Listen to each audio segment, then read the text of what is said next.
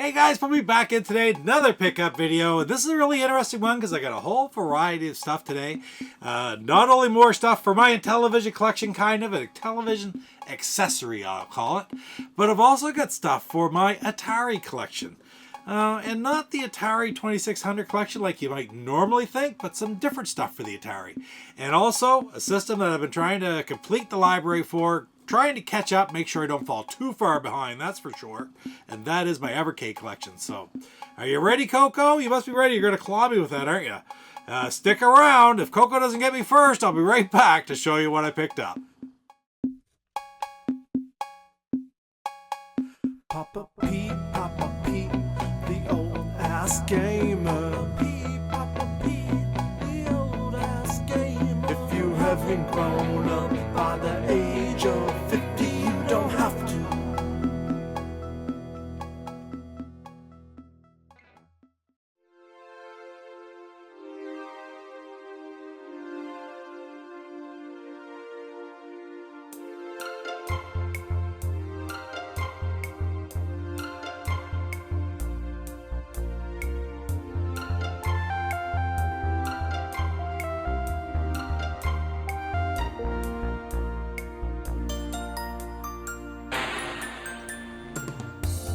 You are my love and my friend. I thought the game would never end. For these great games and more, visit Intellivisioncollector.com. Without anesthesia.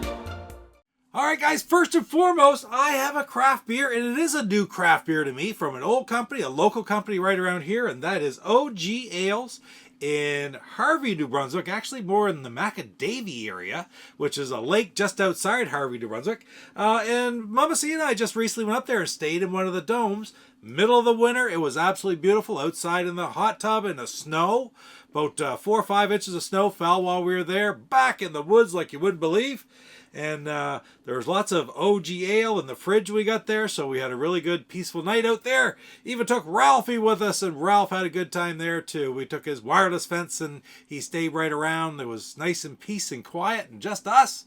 And man, yeah, it was a beautiful spot. So OG Ales is a beer that we had in my video a while back, I showed where we went to the actual tap room, I think about 1.5 years ago. And yeah, this is a new one from OG Ales, and it is Crisp Air Cream Ale. So first time having this one, really sort of excited about it. Brewed off grid, that's what the OG stands for. Everything is done solar energy. There's nothing on the grid whatsoever. So let's take a look. Cream ale, and this is 5.5%. I do have an OG glass from my trip up there before. Coco, you're going to spill my beer here, kiddo. Let's pour a little quicker. Oh yeah, it's a very light, sort of a snappy ale here. Beautiful. It's got a nice color to it. Good aroma. Let's try it out. That's got a little different flavor to it. It is, might I say, a little, almost a hint like an apple juicy sweetness to it, but it's not apple, but it's very, very different. Crisp is the perfect term for it. That is OG Ales, Crisp Air Cream Ale. And yeah, maybe not one of my absolute favorites. Not my favorite even of OG, because I love a lot of their stuff. But still, really worth trying out. And it does have that crisp, refreshing flavor. So if you get the opportunity to try this one out, I do recommend it. Cheers. Okay, so the first thing we're going to look at is something I picked up actually quite a while ago. And this here box is from one of the Facebook groups, Atari 2600 Facebook group, and a guy named Dan Avina. And I had picked up a really neat copy of Combat, the original complete in-box launch edition of it a while back. And afterwards he said, hey, would you like to get one of these? And so I've had this now for quite a while. I've been waiting to put it in the video. I think the last time I went to do them, I found it afterwards and thought, oh, I forgot that. So I haven't even opened it. I got to check it out, but it is for my Atari 2600 collection. Let's take a look and see what it is. Something really different. I guess I didn't have to cut in the middle of that, did I? This is a little tricky to open. There we go. We'll get her. Careful, Coco. Sharp knife kicking around. All right. Wow. Well packaged, that's for sure. And inside, oh, look at this. He sent me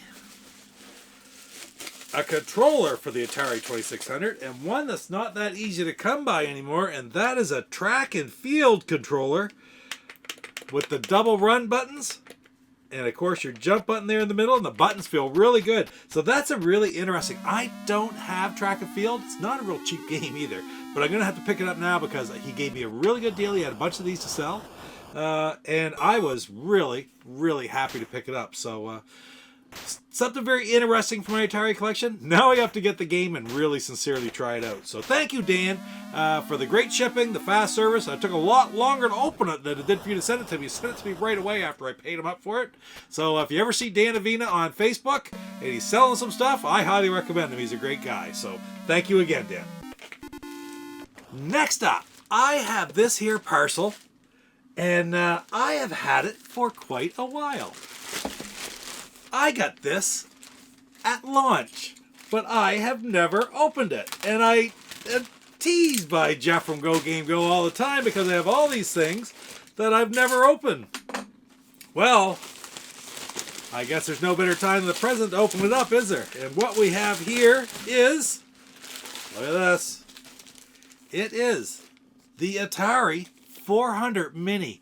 What a fantastic... I really don't know a lot. I don't have a lot of experience with the Atari 400 games. I actually played the 5200, which the 5200 and the 400 games are very much on par with each other. Some of them are pretty much the exact same. Like, for example, Pitfall 2 with the hidden levels and such. It was in the 5200 and the 400 Mini games. Or the Atari 400, 800 version of that game. So, I'm really excited to try this out. Obviously, I sat on it for like a year before I opened it, but no better late than never, right? Still extraordinarily happy to have this in my collection. I wanted it so much when it first came out. I got a really good deal, and believe it or not, I still have some other things that I picked up back before this one that I haven't opened yet, but someday I might just grab it and open up in a pickup video. Can't wait to play with this and try out some of the other games, find some other games you can add on. I think with a USB stick you can play other games with it, so yeah, really, really freaking cool. The Atari 400 Mini. Very happy to have it. Now I have one more box from Amazon with a whole bunch of different stuff in it. Let's check her out. Really excited to check this one. I know what I ordered. We'll see how it looks. I got some fantastic deals, let me tell you. That's one of the main reasons I bought some of these. Oh, look right off the get-go. The first thing that I'm going to pull out of here is for the Atari. I got a copy of Asteroids Deluxe for the Atari 7800, the new Atari Plus version. The Atari Plus platform it calls. And I got a deal on this. This was available on Amazon Canada for, I think it was just over $20 Canadian. It retails for $29.99 US on the Atari website. Once in a while you see it on sale for $27.99. And I have absolutely no idea why this Asteroids Deluxe was on sale for $20 and change Canadian. But it was, and it isn't anymore, and I was lucky enough to see it at the time, so I had to grab it. So very happy to have it. Love Asteroids Deluxe. Again, one of the absolute favorite games of gogamego Jeff, and he's so happy that Asteroids Deluxe is on the Evercade system, right? That's a little bit of a joke because it says Evercade Deluxe and it's a regular old Evercade. But now I'll be able to play the Asteroids Deluxe there for the 700. And I've played it before in emulation, and it's a really great game, so I'm very happy to have that one. Next up, speaking of the Evercade, I got another one from my Evercade collection. It is the Data East Arcade 2. So what's it got on it here? It's got Crude Buster, Midnight Resistance, Super Burger Time, and how many games? 12 Data East Arcade classics altogether. This is game number 12, so it's one of the newer titles. I really don't have that many left that I need, and I have quite a few sort of en route right now. I think there's actually only 2 and maybe now 4 because a couple just got released 3 or 4 days ago from the release of from when I'm recording this video. So I'm really happy to be catching up as much as I am, and very happy to add a quality title like Data East Arcade 2 to my collection. So that is beautiful. But wait, there's more in this box. Next up, I said about Asteroids Deluxe and getting a great deal. Well, I also found this one. Bounty Bob Strikes Back. Fantastic. Bounty Bob games were really, was famous for back in the day, and I really don't have a whole lot of experience with it. Wasn't it from Miner 2049 or how? I should know that, but I really don't, because I didn't play Miner 2049 very much back in the day either.